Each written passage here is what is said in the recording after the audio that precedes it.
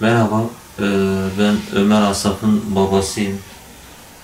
Ömer Asaf şu an 4,5 aylık oldu ve SMA tip 1 tanısı konuldu. Henüz bir haftalıkken SMA tip 1 teşhisi konuldu. Evladımızın yurt dışında tedavi olabilmesi için 1.819.500 dolara ihtiyacımız var. Evladımızı para yüzünden kaybetmek istemiyoruz. Herkesten destek bekliyoruz. Lütfen desteklerinizi esirgemeyin. Şu an kampanyamız %5'te. Kampanyamız gerçekten çok ağır ilerliyor. Ömer Asaf'ın da zamanı tükeniyor.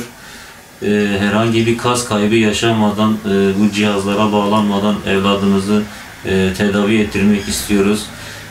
Lütfen gelin destek olun, desteklerinizi esirgemeyin. Sizlerin yapacağı yardımlarla inşallah Ömer Asaf'ı hayatta tutacağız.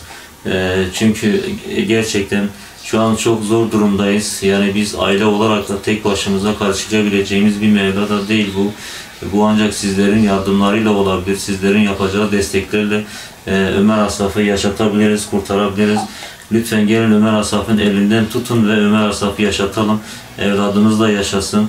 Dediğim gibi bu tedavi yurt dışında ve bizim başlattığımız kampanyada şu an valilik onaylı bir kampanya. O yüzden sizlerden destek bekliyoruz, yardım bekliyoruz. Lütfen desteklerinizi, yardımlarınızı esirgemeyin bizden.